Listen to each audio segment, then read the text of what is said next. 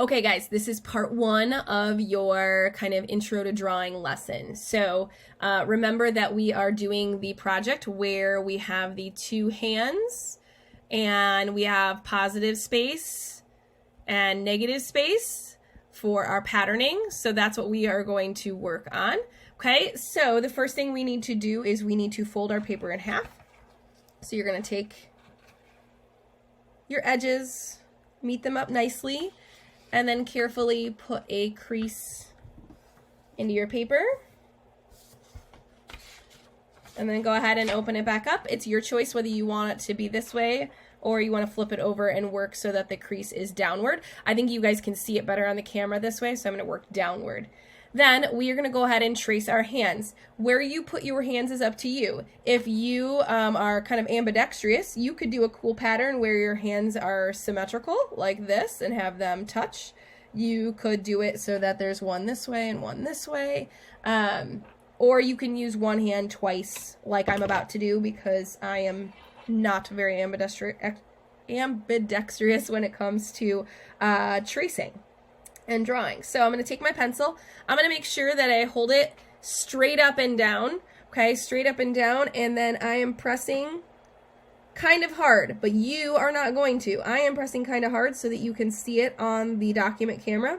You are going to press lightly because you want to just barely see it, because eventually we are going to erase all the pencil, and we're gonna leave it with just pen or Sharpie or whatever you use to create your patterns. Now the reason why we want to go straight up and down is because that way we don't distort the shape and size of your hand.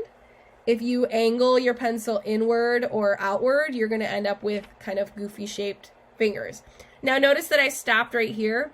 You kind of want to stop when you hit the crease, or you're gonna have to erase a little bit. So now I'm actually gonna flip my paper.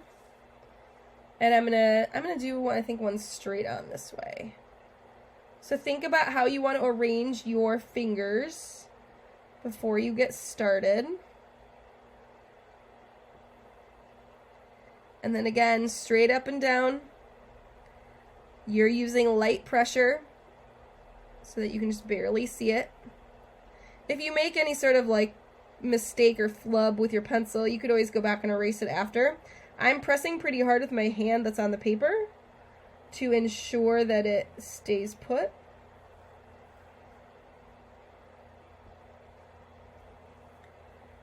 Alright, coming back around. I'm going to double check before I take my hand off. Okay, looks pretty good. I might want to fix like this tiny little bump that I've got over here, so I can fix that. Okay, and you guys can see that pretty well, so that's good. Alright, so this is all I want you to do with your good paper today. I'm going to have you put this off to the side. So put it somewhere safe in your desk area. And then you are going to bust out a new piece of paper. And it can be, if you have a sketchbook at home, you could use your sketchbook, or a notebook. It can be lined paper. This is just practice, so this is sketch paper.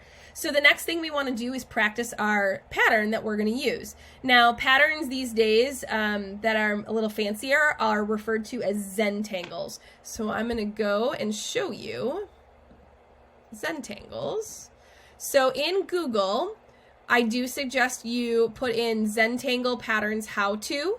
That's probably the best search term I can give you to have the most options for this project. You can take any pattern that you see on Google and make it your own. But if you notice, putting in Zentangle patterns how to gives you a lot of instructional pieces. So it shows you step by step how to do some of these more fancy patterns. And you can kind of see more options down here that I could click into. Even something simple like a basket weave.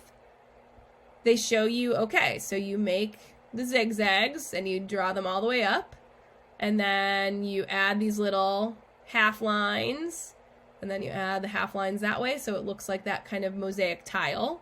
So then you could kind of go a little bit further and shade it a little bit or do something a little bit more complicated. I like this one a lot because it's very organic, meaning it uses more, you know, odd shapes versus straight lines. So I think this one might be my demo for today. But yeah, so again, I went into Zentangle Patterns How To, And I'll show you what happens if you just type in Zentangles. You'll see something completely different. You're still going to see all those black and white patterns, but what you're going to notice is that you're going to see like finished projects that people have done and more advanced sort of multi-pattern things. So yeah, if you just type in Zentangles, this is what you're going to get in Google. And it still might inspire you. Like this one's super cool. There's lots of great ideas, but it's giving you a lot of big ideas versus adding, you know, going back to Zentangle Patterns how-to narrows your focus a little bit more into patterns that you might be capable of duplicating. The only thing I don't want you to do is don't go easy on yourself. I don't want to see any checkerboards or something super easy. If you're going to do like a checkerboard, at least like spice it up a little bit like this one where it has diagonals halfway through the pattern. Okay, there's ways to spice up some easier patterns to make them look a little different. So like this is kind of like a cool chevron, but it looks like, you know, almost like overlapping scales. Okay, so there's lots of cool ideas out there. But I said I would try this one. I've never done this one before. I'm not setting myself up for failure or anything. But it looks like it starts with, you know, making those petal shapes and making them sort of organic. And looks like there's 3 of them in that grouping. So I'm going to draw. I got to switch back to my camera so you guys can see. So I'm going to make shape number 1, shape number 2, and shape number 3. It kind of is like a abstract 4-leaf clover. Okay, so now I got to go back and see what my next step is. Okay, so I need to add those lines.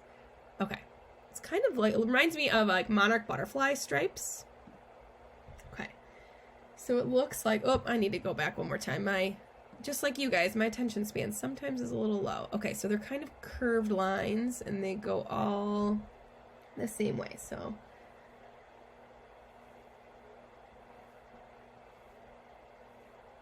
I'm going to go this way with this one.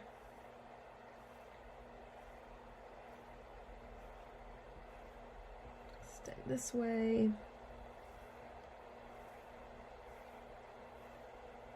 Okay. So then from there, it looks like I need to add some dark areas. So it looks like some little like curved dark areas.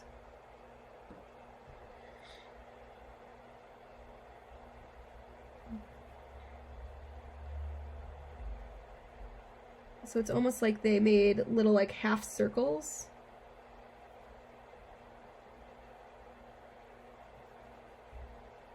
And again, this is a practice, so I am not being as careful as I will be on my final one.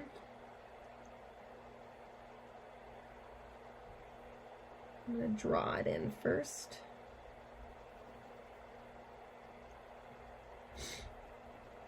And I'm not 100% sure this is exactly how they did it, but that's how my interpretation is from their little tutorial. So then after I get this part in, and I darken it up,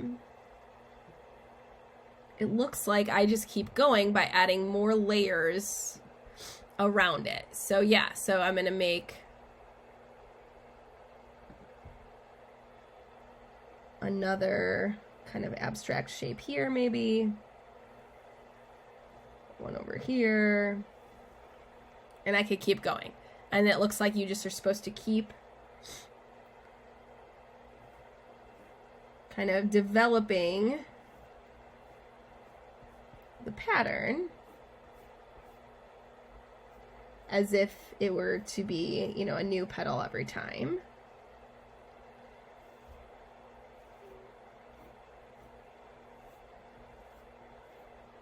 Like so, and then again, I would go back and darken those edges. All right, so you saw me walk through patterning and practicing, so you're going to do the same. So your goal today, again, is just to take your hands and trace them, okay? Get them exactly how you want them to be, knowing that you're going to put your patterns in inside of one hand and on the outside of another. So it's kind of a half and half. And then the rest of your time today, I want you to practice some patterns.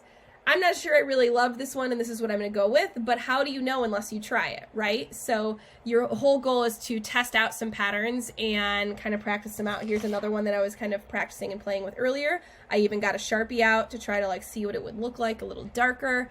So it's really up to you and what you want to practice as far as patterns go today. But pick a couple. Don't try just one and say like, oh, this is totally going to work. Because what if you go to put it on your hands tomorrow and it doesn't work at all? Like, I'm not 100% sold on my patterns. So I might go back up to one that I saw previously and try that. All right, guys, that is it. That is part 1. So go ahead and do those steps. And then part 2 will be tomorrow.